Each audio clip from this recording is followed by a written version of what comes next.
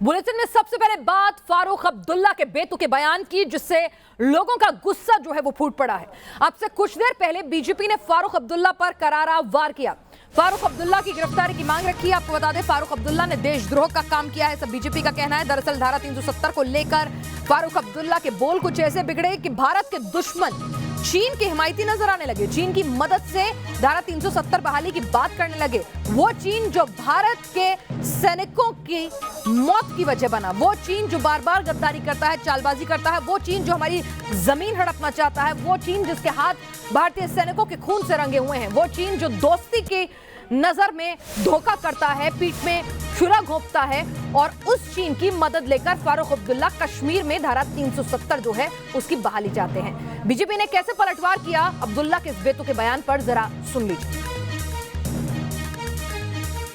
एक तरह से फारूक अब्दुल्ला अपने इस इंटरव्यू में न्यायोचित ठहराते हैं चीन के इस विस्तारवादी मानसिकता को, और दूसरी ओर उससे भी बढ़कर एक तरह से एक देशद्रोही कमेंट करते हैं और कहते हैं भविष्य में चीन के साथ मिलकर अगर हमें यह मौका मिलेगा तो हम अनुच्छेद 370 वापस लाएंगे। एक सिटिंग सांसद इस प्रकार की बातें कैसे कर सकता है?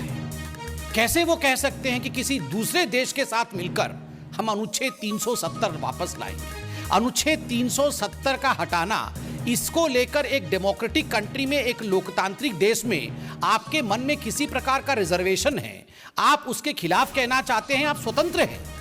किंतु यह कहना कि दूसरे देश के साथ मिलकर हम अनुच्छेद 370 ले आएंगे, यह अपने आप में न केवल समझ से बाहर है, न केवल निंदनीय है, मगर सही मायने में कहा जाए तो यह देश विरोधी स्टेटमेंट है। This is absolutely seditious. देश विरोधी बयान दिया है फारूक अब्दुल्ला ने। क्यों ना उन पर देशद्रोह का केस चले, क्यों ना उनकी गिरफ्तारी हुई, ये सवाल अब आवाम पूछ रहा है। उनके अंदर रोष है, आक्रोश है, लेकिन ऐसा पहली बार नहीं है कि फारूक अब्दुल्ला से यूं देश विरोधी बातें निकली हों। जब अब्दुल्ला परिवार ने देश के खिलाफ बात की है, ऐसे कई मौके आए हैं। पहले पाकिस्तान प्रेम जग जाहिर था, अब चीन के साथ फारूक अब्दुल्ला कश्मीर से आर्टिकल 370 हटाने का सपना देख रहे हैं। आइए आपको दिखाते हैं अब्दुल्ला के बयान के बाद किस तरह से पूरे देश भर में नाराजगी है और उनकी गिरफ्तारी की मांग उठ रही है।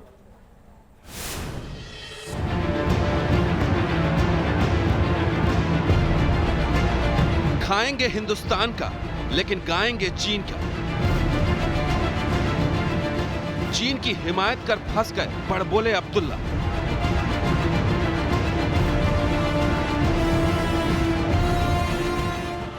गद्दार अब्दुल्ला के खिलाफ देश भर में है गुस्सा।